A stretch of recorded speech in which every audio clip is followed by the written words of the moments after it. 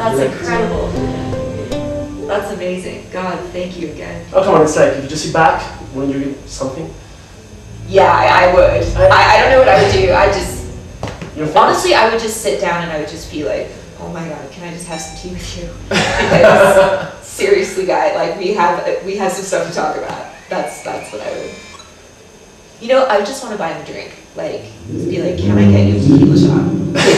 Johann Sebastian, will you allow me the honor of doing a shot with you? I think he'd say yes. I would like to think that he would be.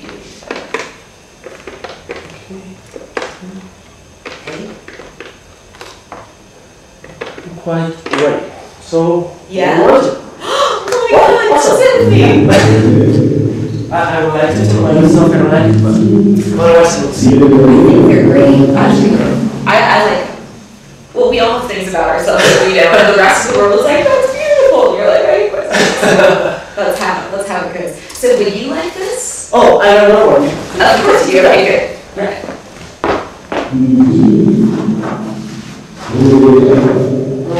So, there you go. So, cooking paper. Paper. It's good. Yeah. Okay, so we could randomize them, or you could select the most you like, or... You choose. You are the journalist. You just get to throw something at me, and then we talk about it. Okay. That's all you. Okay, that's kind of hard. Well, it could be the first one. If we understand charm as craziness and disenchantment like the perception of an overwhelming reality, which one do you prefer? And how is this struggle between fantasy and reality within your creative process? Really? Okay. I think that the way that I look at reality is that it's subjective, it's not, there's one reality, and then the rest of us that don't agree with that are crazy. Everybody has their own. You have your own. It's different from mine, it's different from everybody's. But I think that's a very healthy thing to be able to realize, and that's why what I do in the whole asylum world and the way I live and all of that, I don't actually think is that strange. I think it's just that I'm on stage, so it's louder and people can notice it, but I think we all do that. We all have our own asylums, our own versions of reality. So I think that that's the main thing, is just to realize that all of these different versions, we socially choose one to kind of agree on, but it doesn't mean that's the one. It just means that in order to fit into a society, we kind of agree, this is reality. We agree this is what's going to go on. But in reality, I actually think that we all have our own. So that's why I think being able to say we create our own realities and then putting the fantasy elements into it is, I think there's a bit of the escapism in that you get to explore other parts of your psyche yourself, like the putting on a mask thing. And Oscar Wilde, my favorite person, my gay boyfriend, my favorite person on the planet, and he said, give a man a mask and he'll tell you the truth. So that's why with the rap masks, with the costumes, with everything, not only for us, but for the people who to come to the show dressed up, I do realize that it's about, in our daily lives, we are open, we don't have makeup, we don't do whatever, we don't have masks on. And we're not, I think a lot of the time, completely ourselves, but let somebody play dress up and they can actually show their real self through that. So when I'm on stage doing my thing, or just living my asylum life, or telling the story, I can tell elements of myself and other things that I think about the world through the story that I would never be able to say if I were just saying, hello, I'm Emilie Autumn, I would like to tell you how I feel about this thing in the world. Yeah. Because people don't listen to that, but they can listen more to something that's entertaining, that gives, this is a whole different reality. And when they go home, that they can take bits of it and incorporate it into their reality. So that's how I think the fantasy and reality combine, and both are incredibly useful, because I think the fantasy actually helps you to tell the truth about things. Oh. I actually not just, but there's quite something. Oh, yeah, there's a recording. Oh, there's something that I noticed. Yeah. Yeah. Actually, the new scene is like more theatrical. Yeah, I love more theatrical. You don't like it? It's like watching Shakespeare. That's my plan. Oh. That's, well, the reason for all of this, everything that I'm doing, why I'm here today, why everything is happening, every show is leading us more and more towards a full theater show, an experience where it is a Broadway musical. That's what I'm making. So everything we're doing is the practice towards when we do the big Broadway debut of the assignment musical, which is the entire book. And that's what's happening. So that's what I promised by the end of 2014. The musical is out, and it's everything. It's everything that people have been wondering or waiting for. It's like the culmination of everything I've ever done. Because everything I'm doing is for that. So this is where I get to take the audience on this journey with me, because they're helping to make, it's like if you believe in something, it's real. It's like fairies or Tinkerbell or whatever. Every playwright that believes in this is making this a reality, to where like the asylum is not this idea in my head, it's real, and they're making it real. So they're helping, you're helping, everybody's helping to make this happen, make the musical happen, make everything, and we all get to kind of own a piece of that and say like, we were here from the beginning.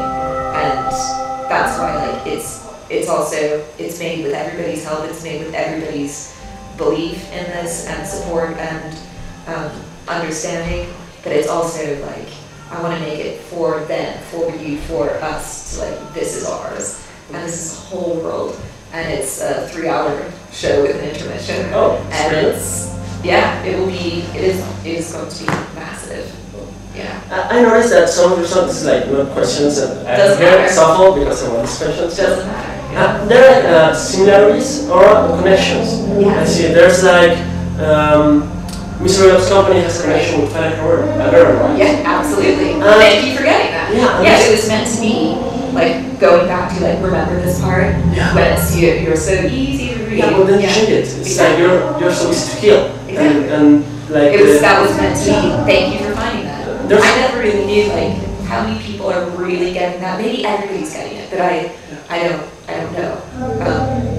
But yeah, thanks for getting that, because I hoped somebody would get that. Yeah. But there are also other songs I can remember right now. So it's in there a lot, because everything is made to like everything. That's why when people say it's like Flag is so different, or is there any connection? It's like no, if you really listen to it, there's so many elements of songs in Emilie that are in Flag songs that come back for. I mean, 4 o'clock is in Goodnight Sweet Ladies in Flag. I mean, it's all Art of Suicide is on there. There's 4 o'clock reprise. 4 o'clock isn't on the album. Reprise what? Well, you have to know all the other stuff that they've done, because that's what I'm saying about why this has all become the musical. The musical isn't Flag. The musical isn't Emilie. It's everything that we've done is an element in this. Like we go back to a feeling and the Art of Suicide. All of these things are in the book, are in all of this. So thank you for recognizing that this is all like, nothing is by accident, nothing is random. Every single tiny sound, every word, every note is meant to go like this with every other thing. Because I'm trying to build this house. And you made it, because I'm like, oh, this one I heard before, and then I tried to match the words. That I try to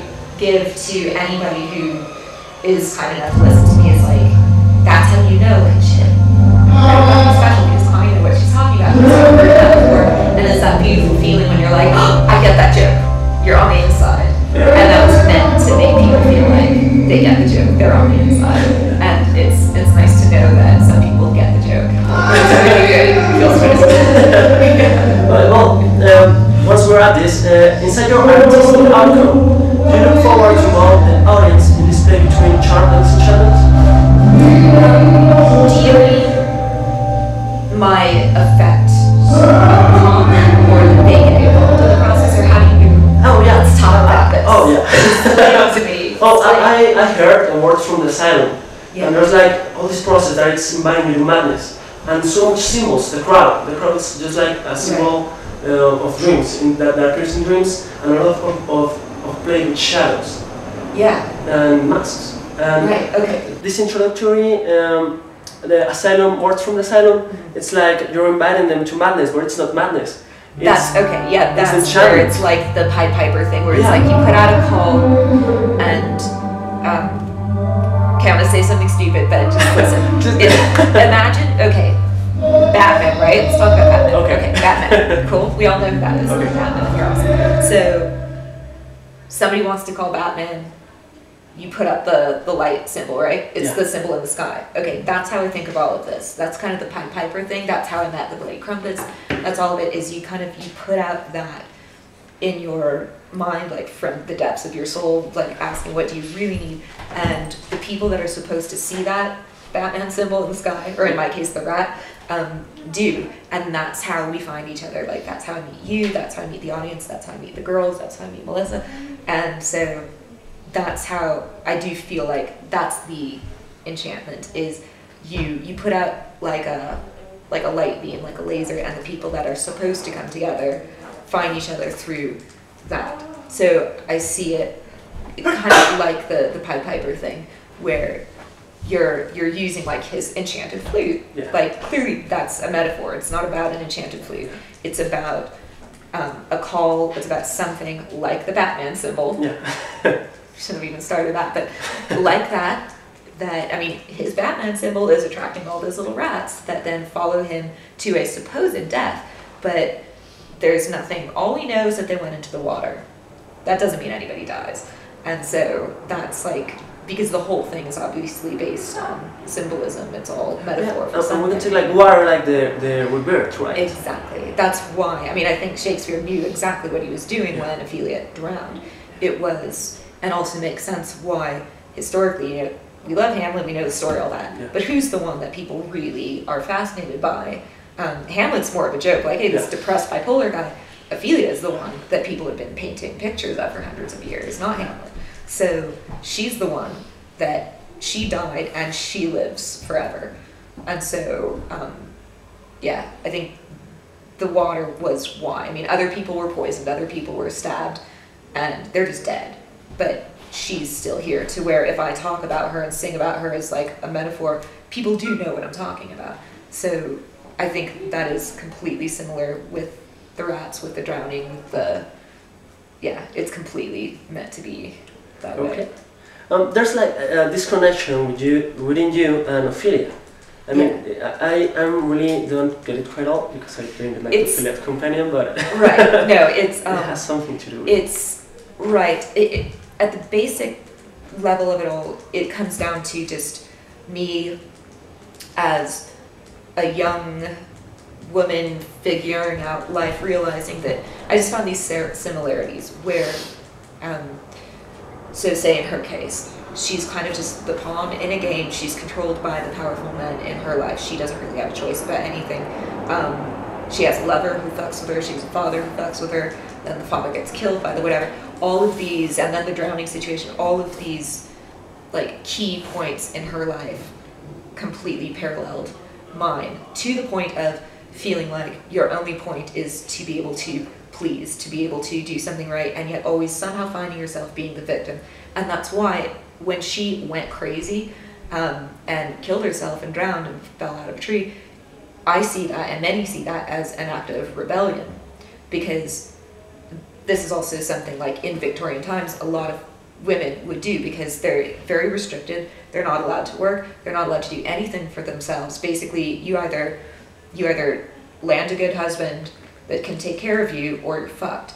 So it's the same situation where if they went crazy, that was the most rebellious thing they could do, because then they couldn't be judged by society's standards, because it no longer applied to them, because they're crazy. You can't expect them to go do the things that they should be doing, because they're nuts. Of course, there's a downside to that, but that's the same thing about when Ophelia went crazy. There's books written on, was she faking it? Did she ever go crazy? Or was that her way to back out of this controlling situation? Because, like, you can't control me if I'm crazy. I can't do the stupid things you want me to do if I'm crazy.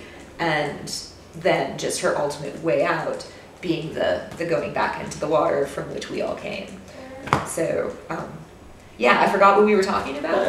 I just keep kind of going until you stop me. So, yeah. This thing is like kind of a liberating proposition. I kind of sense I'm probably a little bit wrong with it, but in the way like all these symbols, the songs, also the dresses that you wear, it's kind of a pretty harsh critic to everyone that's out there, because it's like, okay, we haven't taken like we're the same that we were like I don't know, 200 years ago, we got like the same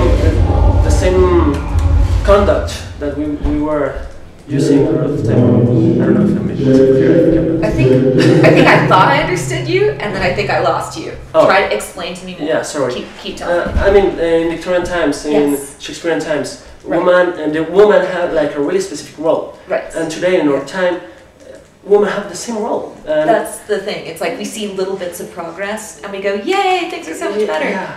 But that little bits of progress. Like say there's a little bit of progress in, America. Yeah. That doesn't mean that any shit is better for for women in the Middle East, for women in Africa, for women in other, America is not the world. We are all in this together. So if somebody is not doing better, we're not doing better. And we need to, when I think about the whole, gender relations things, basically just being completely out of balance, I'm talking about everywhere. And so, yeah, we have in certain parts, there are many countries in the world where nothing has changed at all because just society hasn't developed in a way that anything would be any different. They just keep doing what they're doing. There aren't developments in people's roles. And so in many, many ways, overall, there's been very little change.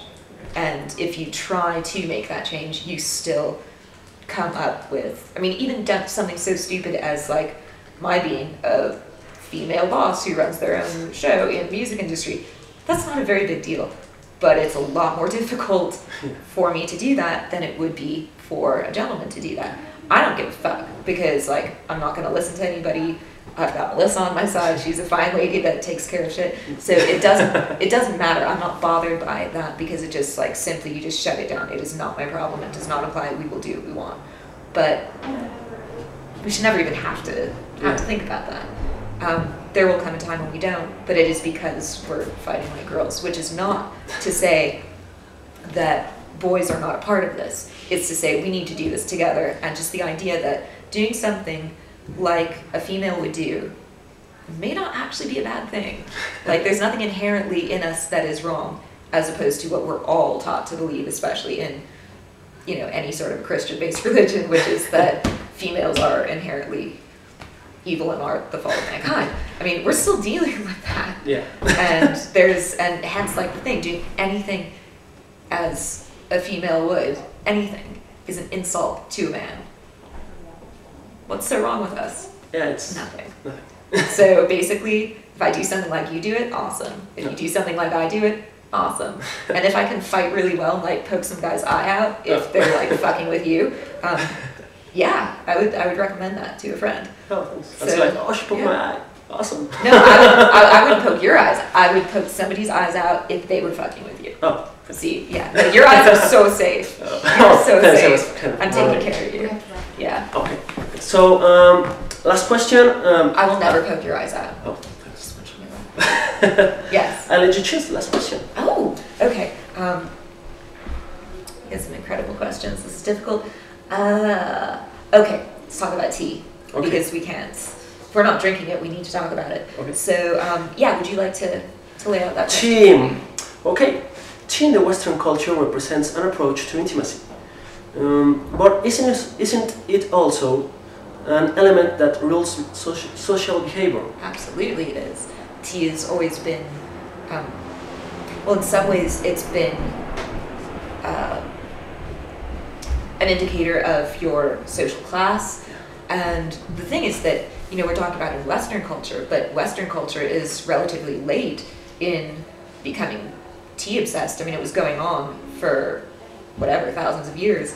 And it all started in China, and then goes to Japan, and then goes to India, and then the British decide to go over and take all of that and bring it so that they can have their trade, and then it goes to the Americas, and then it goes, but it all started there. So my fascination with it is all about the respect for the simple beverage because of what it means, because it makes you look at things, it makes you take a moment. It is about culture, and that it's like you pour tea for someone else. It's not about drinking alone. It's about interacting, and it's about the ceremony and taking time and making something really special. Then the British had their own tradition of the high tea thing, which I love, but it's all the same thing. And it is also like it's not let's have a bunch of beers in a bar. Tea is intimate, and also because like here's a teapot, I have a teacup, you have a teacup. We are intimate because I need to pour tea for you, you need to pour tea for me, and not poke your eyes out. So I feel it is so much more. It's like I love the actual leaf and the drink because like it's gonna keep me looking good until I'm 84 because like yeah, that's what it does. It is magical. It is the healthiest thing you can do for your body is to drink this stuff constantly. But it is more about the spirituality of it, the connection that it makes, and then the way that we use it, say on stage, and as a sarcasm, as a sarcastic approach, is the mad tea party, which is again another thing of let's take everything that is perfect and proper and just smash it against a wall, because sometimes you have to do that. Yeah. Awesome. Well, thank you. Thank you very much. Thank you, my dear. Thank you. You can keep the questions. I hope I would love to. Like, I would love to. I will frame them. Thank you. I love you. We'll start getting this up. Oh, you're wonderful. Okay, thank you so much. That was a great pleasure. Thank you. No death could conquer you, only sleep. Good night, sweet ladies. Good